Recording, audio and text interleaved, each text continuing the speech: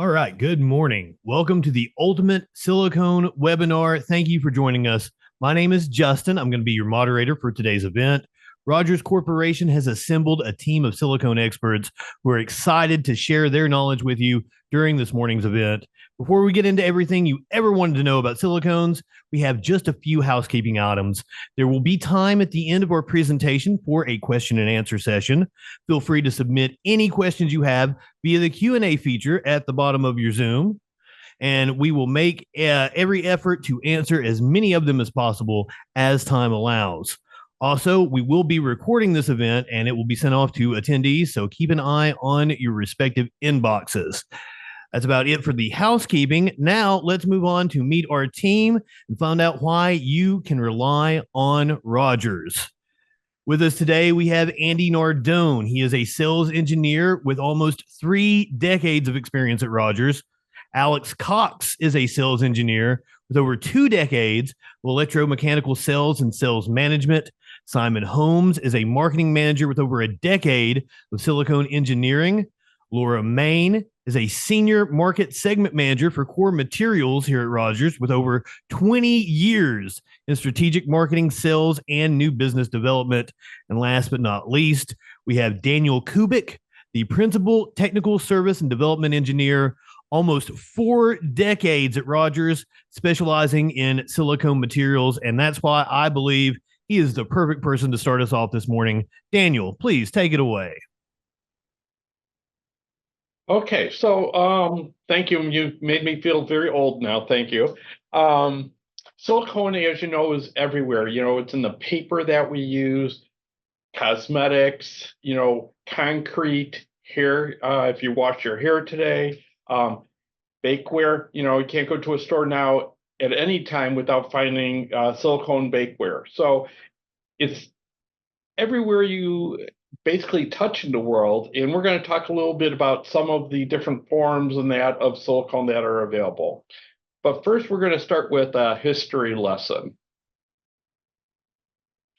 So, going back to the very beginning, Dumas predicted the existence of silicone rubber ions in 1840. That was like a really long time ago. However, it wasn't until like 30 years later in 1872 that Ladenburg produced the first example of a very viscous oil by reacting dioxyl diethylsilane with water and trace amounts of acids, creating the first silicone. For me, that's like really exciting. That's Rogers came in 1832, so this was several years after even Rogers came into existence. So the first commercial grades were produced in 1943 by the Dow Chemical Company.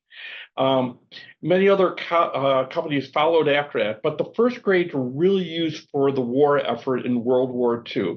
It enhanced the ability for our aircraft to fly higher. The new silicone grease really performed very well at these high temperatures and kept our fighters and bombers just be able to go a little bit higher than the enemy. So you may ask, how is silicone made? It's a direct reaction of a silicon metal, which you see on your left-hand side, and methyl chloride in a fluid bed reactor. It creates a complex mixture of methyl chlorosilanes with the following distribution of products. I'll kind of go through this. It would be that middle part of your slide. The chlorosilanes are distilled or purified, and the primary product, methyl dichlorosilane, is reacted with water in a hydrolysis reaction to give polydimethylsiloxane oligomers.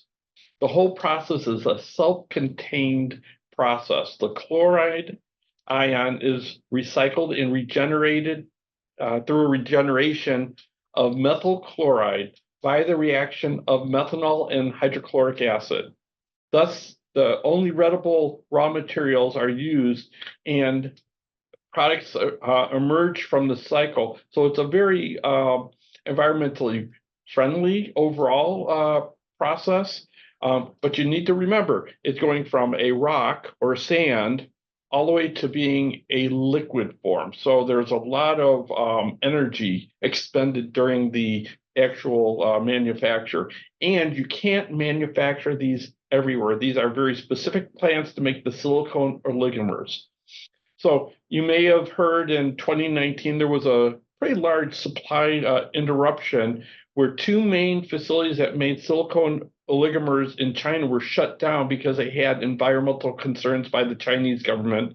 And one facility in Germany had a fire. This just created a perfect storm for pretty much the world supply of silicones.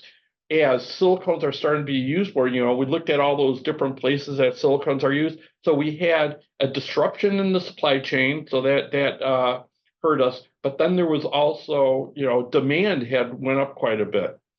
Since then, in late 2023, the supply chain has really equalized, and there are no longer any supply restraints on the materials coming from the major silicone providers. And you probably see that with a lot of the Rogers silicone materials. We are now have much more normalized lead times.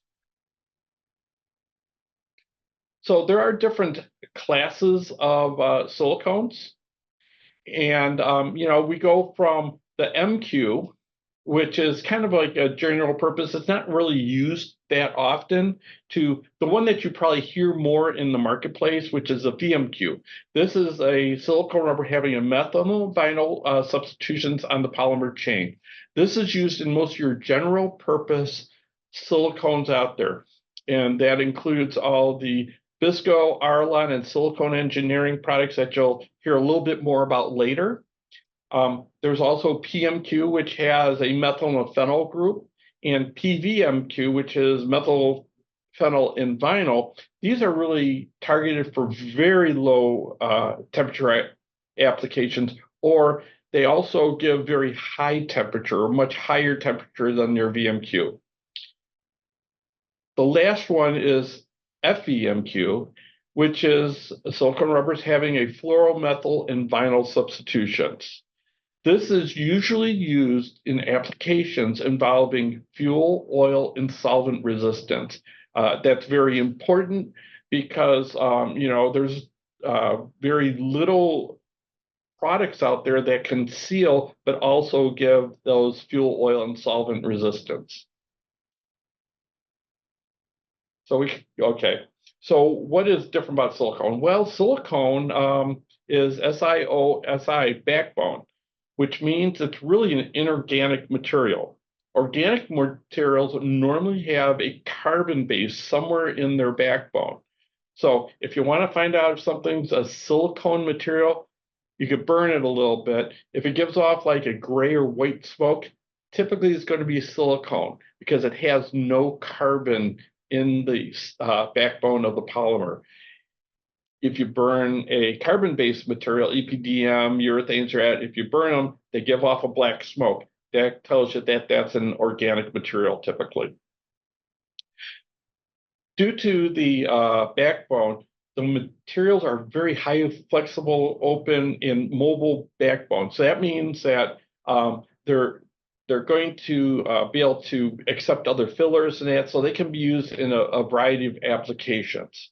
The stronger, stable bonds that they have means that it has good high temperature and harsh environment. So like if you're using it in a desert or in the Arctic, they're going to act very much the same. Also, has a natural UV and ozone resistance, which is used for most outdoor environments. So I'm going to turn it over now to one of my favorite sales engineers, and he's going to talk a little bit about the 7 advantages of silicones, and that would be Andy Nardone. Take it away, Andy. Okay, thanks, Dan. So as I was preparing for this webinar, in this list in particular that we're working on, I thought about David Letterman and remember those crazy top 10 lists on things you shouldn't do on your first date or whatever. And then another one hit me this morning as I woke up and was thinking about all this. So those of you that are 60 Minutes fans, you might remember a few years ago, they had this curmudgeonly reporter who was always, not always, but on at the end, and his name was Andy Rooney. They normally gave him a couple of minutes to muse about something. And I think if he was watching us today, this would be something that he might say. So pardon the impersonation, but it's an attempt. He'd say, the other day I went to the grocery store and I was appalled with all the choices for milk that we had. I'm not going to elaborate on that anymore. And then, he would always follow up opening statements like that with a couple of statements and then a question at some point. He goes, we all like milk. We all want good health. Why can't we just agree on one type? Well, he was being funny, but he was usually trying to make a point about something as he was busting on the governments or on industry or even on the bosses at CBS where he worked. And of course, it's just not that simple. And that's what we're beginning to do with this journey today. It's like we want to give you some more insights and some things to think about with why you would pick one material over another, because even Rogers has multiple choices. So let's swing over and let's talk about why you might want to use silicones in various applications. We'll go through these one at a time. It'll be fairly quick and painless.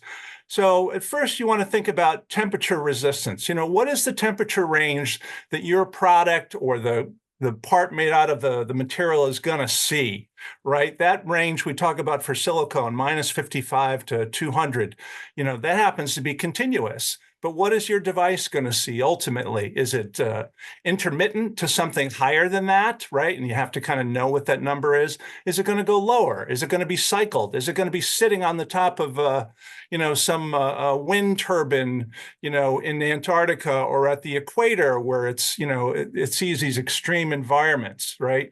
One little example I'll give you, not at the high end, the hot end, but more at the colder end that I think is overlooked is, one time we had a pad designed into a barcode scanner. It was a battery controlled thing that was used for scanning inventory in outdoors. It was either on the deck of an aircraft carrier or it was in a very cold environment. And they're using the pad to eject the battery when it was time to replace the battery and put in a fresh one. Anyway, it was too cold and the pad stiffened up. So what they had to do was redesign and switch it out to a silicone. The point being the silicone stays flexible and does more elastomeric work for you to lower temperatures than the other materials do. Something to look for. Next one, you want to wonder about the environment that it's in and environmental protection. In this case, we're going to talk about, exposure to UV and ozone. When it's outdoors, of course, we all think of the radiation that's coming from the sun and the what's in the ozone and how that affects us one way or the other. And we know it starts with the sunburns that we get, but obviously it can get way more serious than that. And then it's like silicones hold up very well to that, right? If they're going to be directly exposed for long periods of time, you want to pay attention if that's a factor or not. The other one that's kind of not so obvious is like, well, what if you're indoors? You would assume that it's nothing like sitting out in the sun 24/7, but actually, a company came to us because of the way that some of the devices are cleaned or sterilized. They use levels of ultraviolet light to kill the germs and to sanitize them. And as it turns out, some of the foam parts they had inside of them, the material that they picked was breaking down with that material. We've since replaced it with silicones, which hold up better to that. So two different ranges to be sensitive to regarding the environment, although that can apply to a lot of other ones. Let's talk about chemical resistance and what you're going to run into there. We have a nice chart on our website where we try to test a whole lot of things and keep up with the various brand names or others so that you have an idea. They're often lumped around alcohols or cleaners or automotive fluids or acids. I'll just give you two quick examples. On the acid side, so there's still plenty of lead acid batteries out there. And one of the vehicle manufacturers, told us about how they're choosing to keep their batteries lasting longer, and that's by air conditioning them, literally keeping them in a box and keeping them cooler, not unlike the passengers sitting in the car. So you're putting forced air into that. Okay, well, that's cool. And then on the bottom of that enclosure are gaskets, right, that had silicone in them. So, of course, one of the failure modes is, what if the battery starts leaking acid and it drips on that gasket? Well, the good news is the silicones hold up just fine to that level of battery acid that was in there. And we tested for the particular solution that automotive company talked about. Another one that we were kind of surprised about, and everybody probably dealt more with this than we realized, but go back to some of the crazy things we all dealt with or tried to respond to in COVID and the things that hospitals were doing, right? One of them in particular, I'm thinking about, it kind of came to us quickly. But, as folks were doing all the heroic things that they were to keep folks alive, people on and off of respirators while, they were sick with COVID and all that, people were wearing not only helmets, but they also had these things around their neck draped, or they call them neck guards, so that any germs or things that came out of the person, that the sick person, was harder for them to get to the person and be ingested. Anyway, those materials, those neck guards and everything had to be disinfected regularly. And what we found was some of the materials that were used did not hold up to the regular levels of disinfectant and the higher levels of alcohol or whatever the ingredients were that were inside of them on all that. And then, as the viruses and all the germs get more resistant and get tougher, the cleaning chemicals get stronger as well. And we're pleased to say we kind of found out about this accidentally, but the silicone foams held up very well to some of the new brands and products we were exposed to in that particular situation. And it helped save money and keep the products in play longer. Next one I want to talk about is excellent sealing resistance. And we talk about C-set resistance and 1 to 25%. So it's kind of a bigger topic, which I won't go into here. But, what we're talking about here is saying what level of performance is the final product expected to uphold? If it's a gasket in a fishing tackle box, not so critical. If it's a gasket around a door in an enclosure, and that enclosure might be a base station, and the base station might be on the edge of the ocean, so it's seeing hurricane-driven salt water and so forth, it's a little different story, right?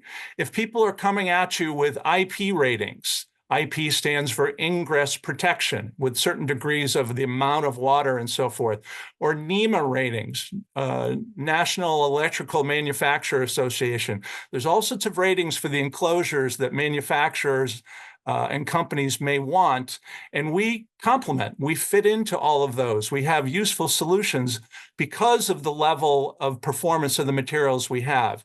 That number, you really don't want materials that collapse or have resistance that's not very good and kind of goes beyond that, where you lose more than 25% of your original thickness. We have products, a lot of products that range in the 1 to 5. So that's where, you wonder, or you want to inquire about what's required of this finished device, and does it have to last for a week, or does it have to last for 5 years? And we hope that silicones would be something that would give you an avenue to address that if you want. Next one up is fire resistance. Let's just talk about some of those specifications there. That top one, UL94 V0 and then HF1, those are the key ones that we hear about in that wild pool of applications that we're all in called general industrial. UL stands for Underwriters Laboratory, V0 stands for vertical, and that -0 is the rating that you get based on the amount of time it takes to ignite. And then once you pull it away from the flame, the amount of time it takes to extinguish, as well as the distance, or they call it the creep of the burn. That other one, HF1, that's another rating that you get, the H and the F. H stands for horizontal, F stands for foam. But with all of these things, the key with all of them is, of course, materials that take longer to ignite and quicker to extinguish. That's favorable, and you get better ratings for that. And if the application and the industry needs a certain thing and they call that out, we have materials that can address all of these. briefly, I'll go through the other ones. So the top one is GI, the V0. That's kind of the top of the heap. And we've got materials. Some of our silicones can meet those. That next one, FMVSS 302, stands for Federal Motor Vehicle Safety Standard. And that's what the automobile folks need. Okay, we meet those. The last two, FAR, stands for Federal Acquisition Regulation, and the numbers and all that. Those, again, involve certain tests, flame tests, that they submit any material to if you want that rating. And it is related to what I just said. They put them under a flame of a certain size, and they watch with a stopwatch. How long does it take before they ignite? Pull the flame away, and then they watch. How long does it take before it extinguishes? Or if it doesn't extinguish, they measure all that too, and that's what drives your rating. Thankfully, we've got good formulations and we've got things to offer in those areas. And the differences between all of them and the materials is what you want to inquire about. The next one, flame, smoke, and toxicity, is closely related to the flame resistance. But the point with all that, those three that we call out are mainly used in the rail world, right? If you're riding in a train, they try to make those apply to all the materials in the train in the event of a fire, because the whole point of it is they want the fire to burn as cleanly as possible, because it's what comes out, the smoke and things, that's what takes us down before the flame does. And thankfully, we've got formulas that keep them on the cleaner side, that allow us to meet the ratings that they need, which that particular market asks for specifically. And we hang in there with all of our formulas to meet them, that makes our product safer, which is what you need to even get in the ballpark with some of these applications. Not everything will meet those. And then the last one, just think of our materials and all the different ones we have, the forms that we'll chat about more over time. It's a beautiful tool set, right? Whether they're foams, sponge, or solids, we can make products down to 10,000ths of an inch thick. Those are mostly the solids. And now some of our foams can go up to 8 inches thick, right? So you can see the properties and the things, the critical to quality aspects that we try to design into our products, which not all silicones can achieve. These are formula driven, and you have to hang in there and want to design to these things and maintain them for the various markets. And that's what we try to do with silicone. So hopefully that helps you with some key questions when trying to decide which material to pick for an application. Okay, over to our friend Alex Cox. Thank you. All right, ladies and gentlemen, today we're going to tie in a little bit of what Andy said and bring some of this to life as let's take a journey through the world of foam materials. This chart, generally speaking, is relative to sealing and gasketing type of applications. And really what we'd like to accomplish on the slide is really to find the perfect material that'll meet your unique needs and address any working constraints. Keeping in mind that every application is unique to its various sets of challenges. And really, these are broad assessments from Rogers technical experts. So with that in mind, let's get to it. Let's start with the silicone foam. Let's picture this as really like the superhero of foams. It excels in temperature resistance, can withstand both extreme heat at 250 C and extreme colds at -40 C.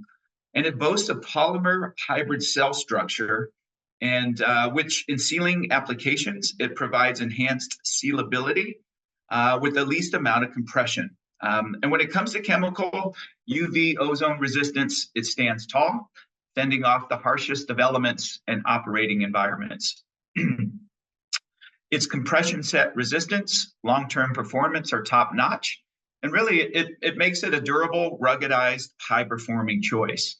If it comes down to a life or death application and you can't afford failure, this is really an automatic choice. However, with superheroes, they come at a cost, and silicone foam is no exception, with its premium price tag represented by those dollar signs.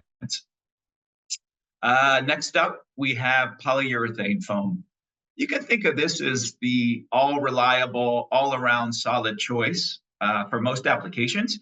It's good across the board with temperature resistance at 90 degrees C, up to 120 C intermittent, down to -51 C on the low end.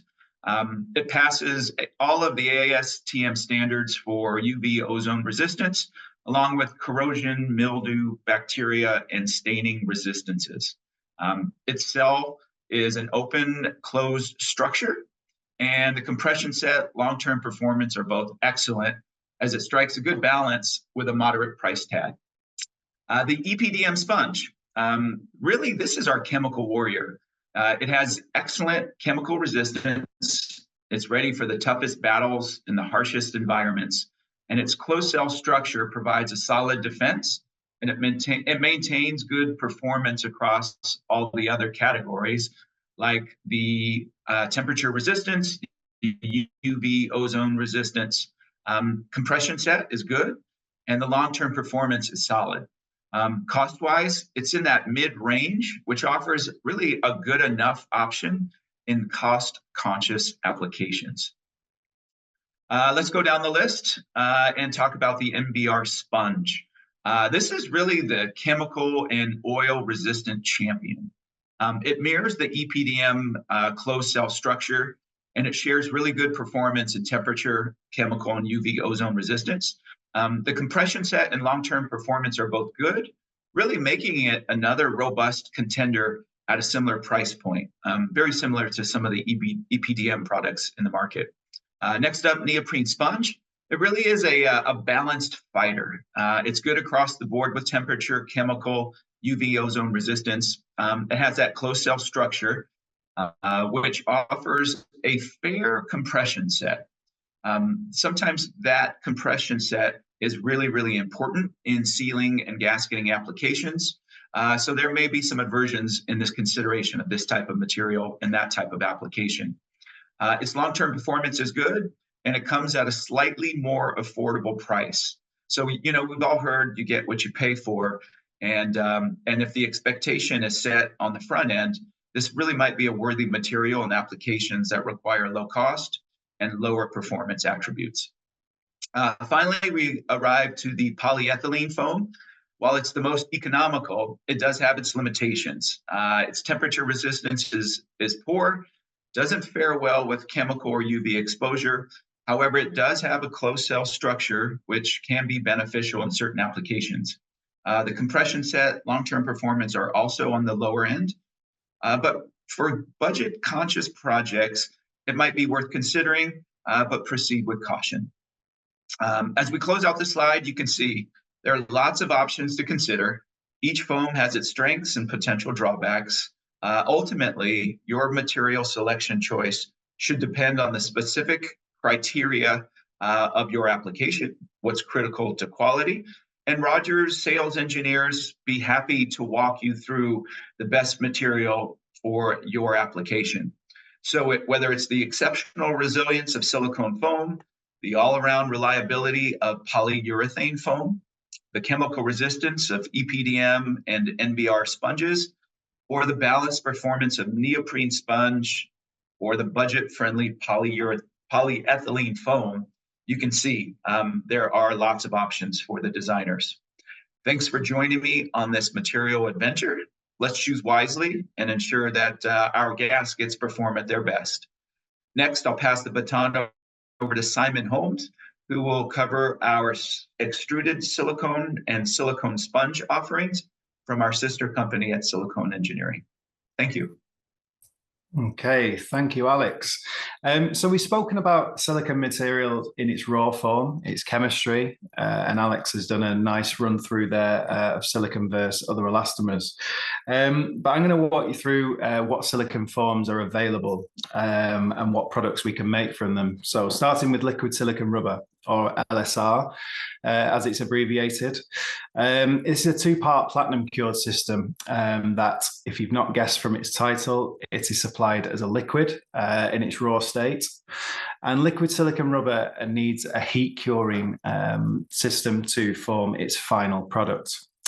High consistency rubber, or HCR, or HTV, as it's other known. It's supplied as a gum, or in its raw state as a sticky material. HCR silicones can be peroxide or platinum cured. And like LSR, this also needs a heat curing system to form the final product. Room temperature vulcanized silicones, or RTVs. These are probably one of the most common forms of silicone in the consumable marketplace. So for those of you who are good at DIY, unlike myself, these are found in hardware stores for sealing around bathroom utilities, such as shower cubicles, basins. And unlike the LSR and HCR, these silicones do not require any heat to cure. So once it's dispensed, it then reacts with the moisture in the air. And this is then releases a chemical, which for those who have used RTVs will be familiar with the quite strong smell once it's dispensed and hits the air. And fluorosilicones, Dan mentioned these in his slides earlier, FVMQ or FS or fluoro. These are excellent chemical resistant to fuel and oils. So unlike the other three that I've mentioned, they can resist the swelling which the others are prone to. So these are typically used in aerospace and automotive sectors, which, as you can imagine, is very common for those to become in contact with fuels and also oils as well. Okay, so silicon products. What type of products can we make from the four that I've just mentioned there? Firstly, foams. So typically these are open cell. They're lightweight, and also they have excellent compression set, meaning that these materials have a great performance when used as sealing and gasketing materials. Sponge, typically closed cell, so different from foam. They tend to be denser, but they also have a little bit more abrasion resistance, so better tear strength and elongation than a foam. But again, general applications include sealing and gasketing materials.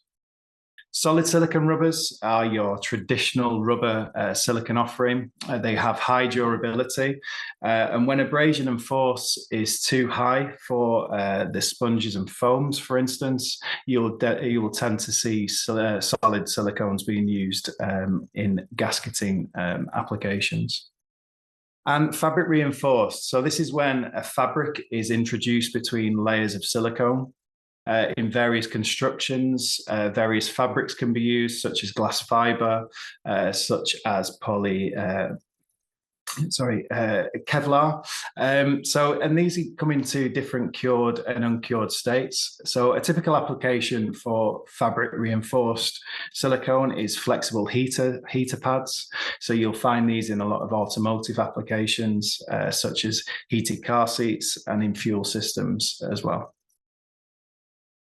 Here we go with silicon forms. So out of those products, how do they come as purchasing products? So firstly, sheets and calendared rolls.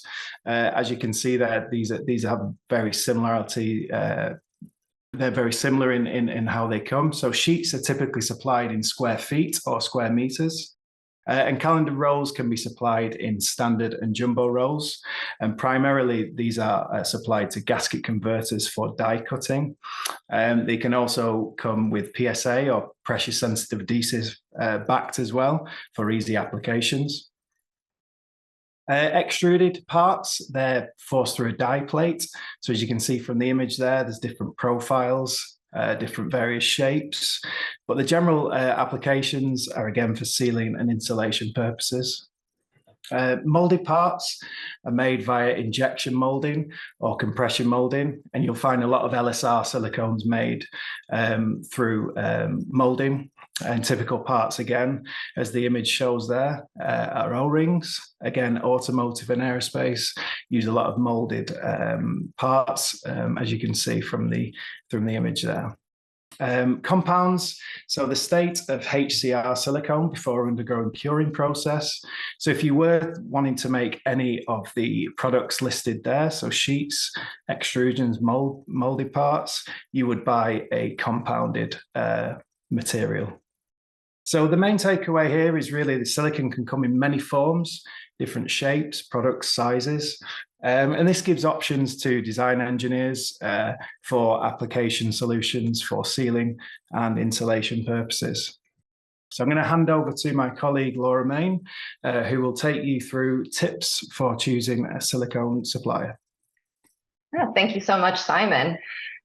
So as Simon just went through, there are a lot of options when it comes to silicones, different form factors, different types of materials, different chemistries within that to consider.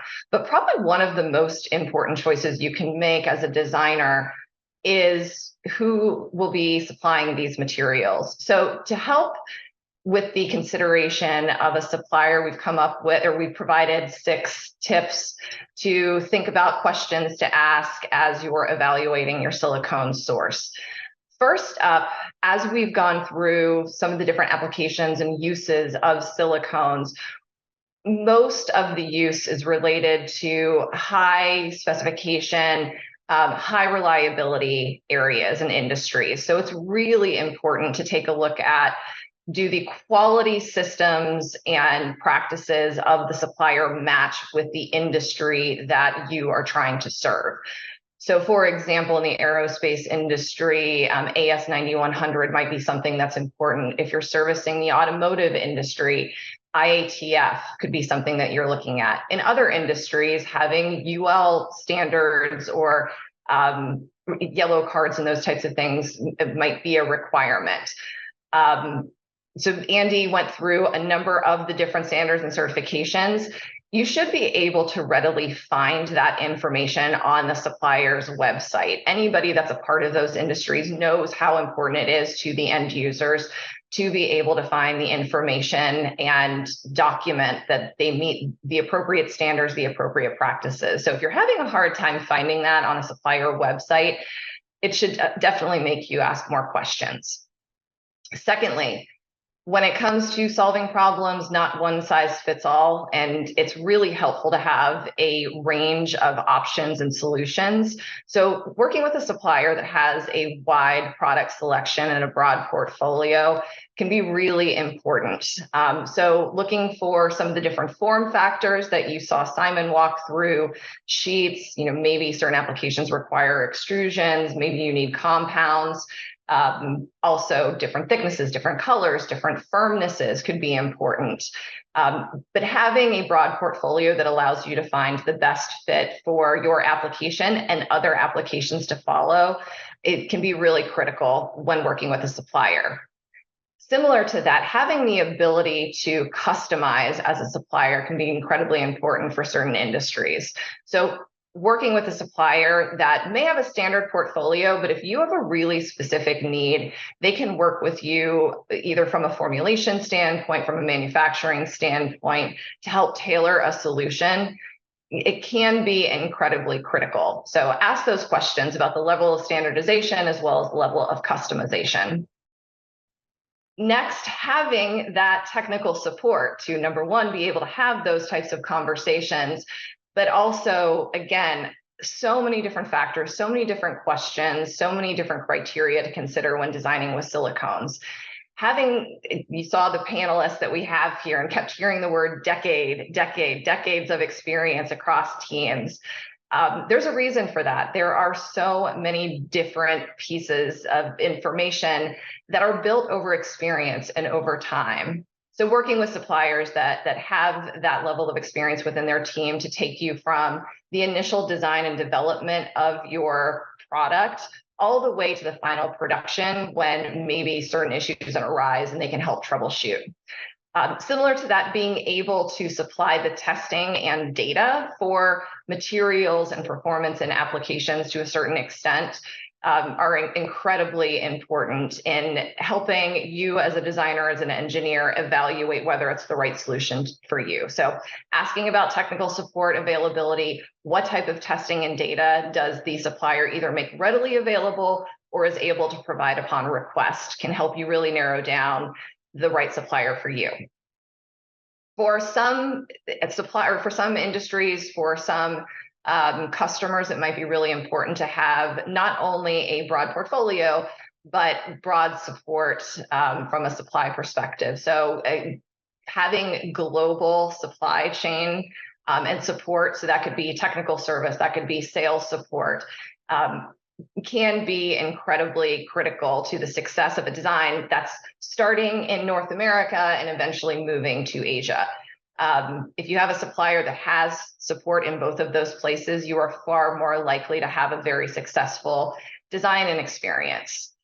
Also, looking at the other relationships that the supplier has, from the raw material suppliers that they work with, do they have long relationships and multiple options, to the groups that they work with as you go up the supply chain so things like converters and fabricators. The strength of those relationships, because most of the materials that are supplied have to be converted, the strength of those relationships is almost as critical as material selection, if not as critical in some applications. So look at who your supplier works with and the type of reputation and relationships they've established. And finally, one of the things that we certainly talk about quite a bit here at Rogers is the importance of testing the materials in your application. Lots of factors, lots of criteria we've covered a number of times, but the only way to really understand if a material is the right choice for you is by testing it in your application under the conditions it will need to work in. A supplier should understand that, especially a silicone supplier, and should be able to provide samples relatively quickly, relatively easy, and be able to offer that opportunity for you to test in your actual design. If you are interested in learning more about these types of tips, we actually have a blog on the Rogers website called How to Choose a Reputable Silicone Supplier that goes a bit deeper into the importance of each of these areas, as well as some links to more information. So I'd certainly encourage you to take a look at that blog. So we've talked a lot about silicone options, things to consider.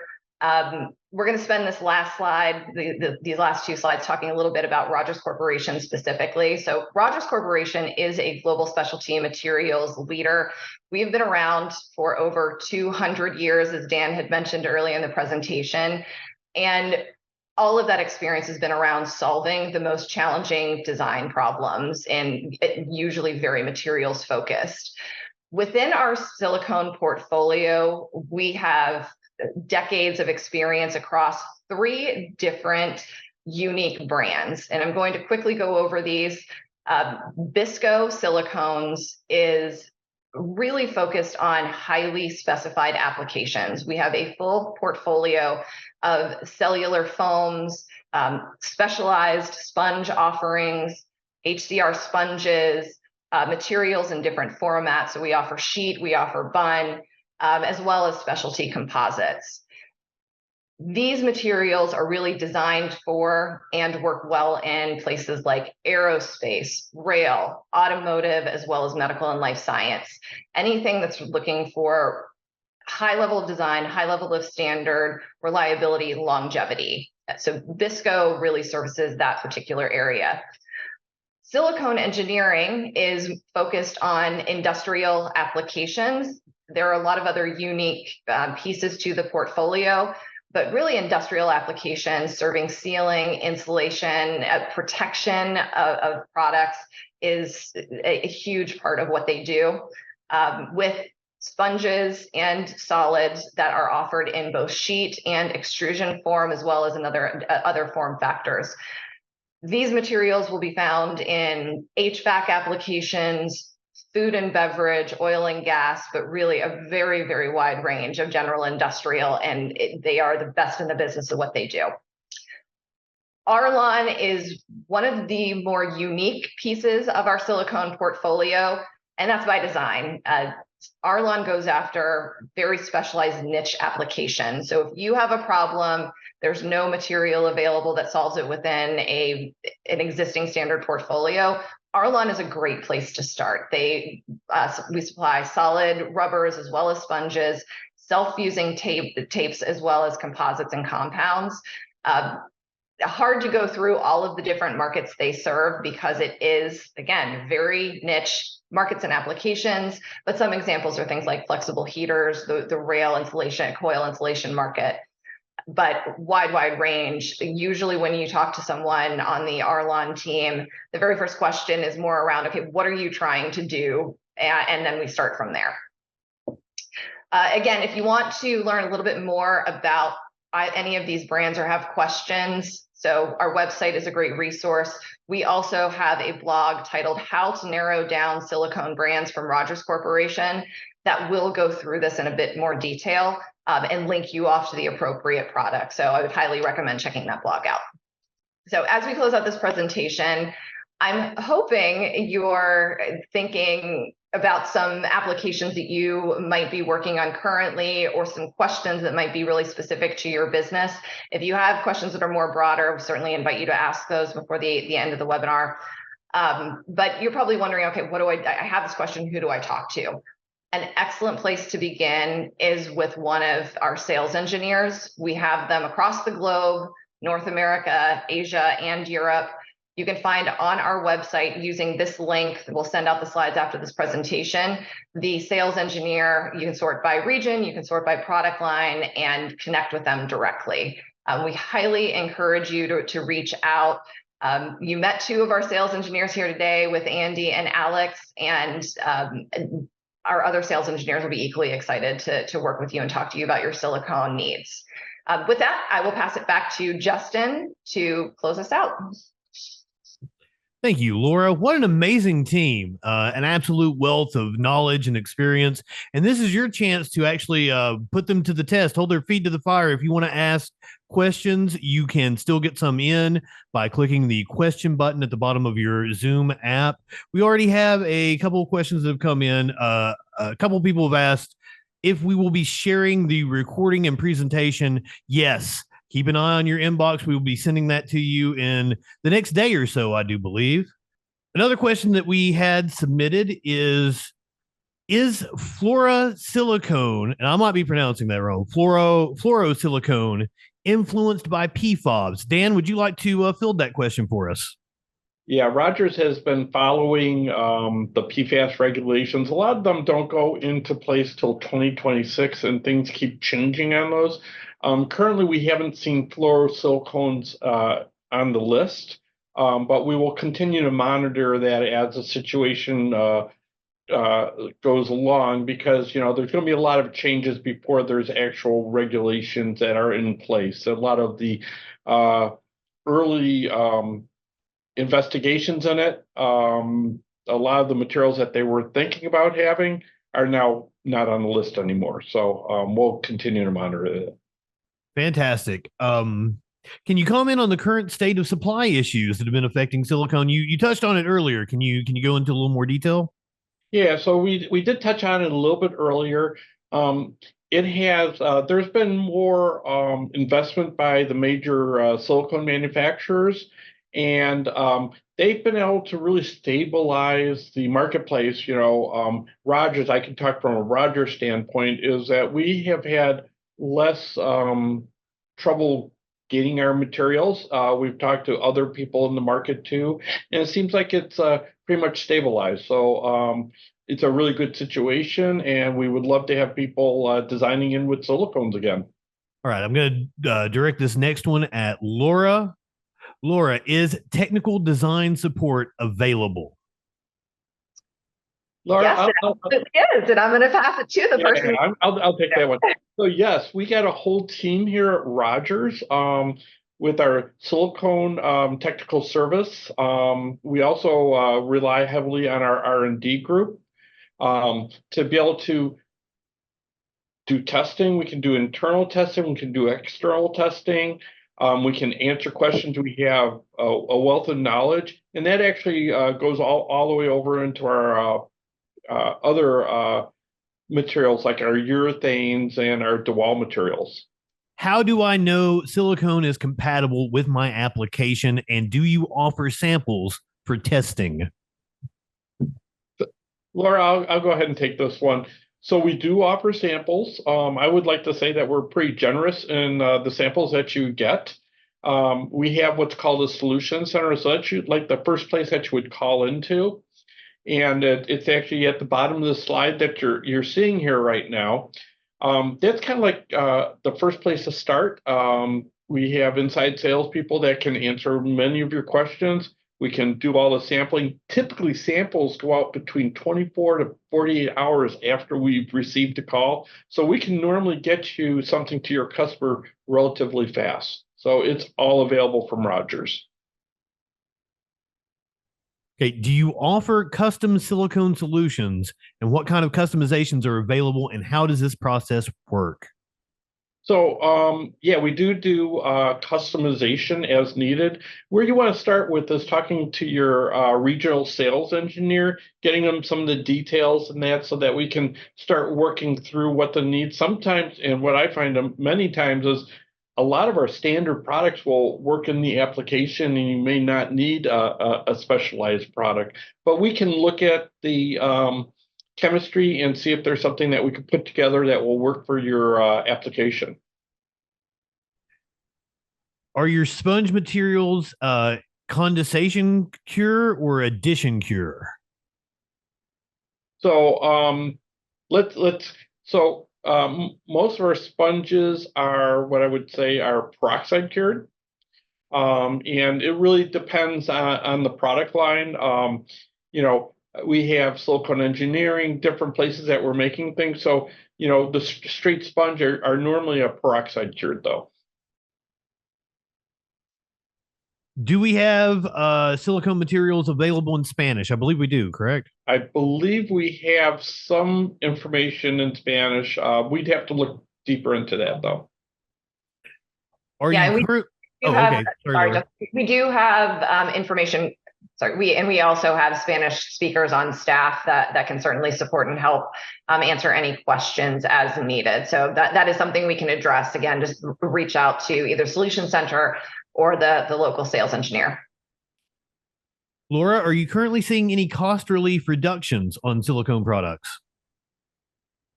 I'm going to also pass that question to Daniel. So when you talk about cost relief, we have a much better supply chain. I wouldn't say that we are getting cost relief from the major manufacturers because they did have a lot of price increases that we absorbed. But the most important thing is that we have a very good supply. Awesome. Oh, hold on. We got one more question here. So peroxide cure is emulsion. Does it mean emulsion contains water or any other solvent? No, peroxide cures are not emulsions or doesn't contain other volatile materials in it. Give just one more second, see if we have any other questions that come in. Once again, we will be sending a recording and the presentation out to everyone who signed up with their email. So keep an eye on your inboxes for that. Looks like that's about all the questions we have. And unfortunately, we are out of time. I'd like to thank both our Rogers team of panelists and you, our participants, for choosing to spend some time with us. As mentioned at the beginning of the webinar, a recording of the event will be sent to attendees soon. So keep an eye on your inboxes. If you have any further questions concerning silicone, a design challenge, or if you'd like to speak with one of our silicone experts, please contact us at the email address on your screen. That is solutions@rogerscorp.com. solutions@rogerscorp.com, or you can always visit our website at rogerscorp.com.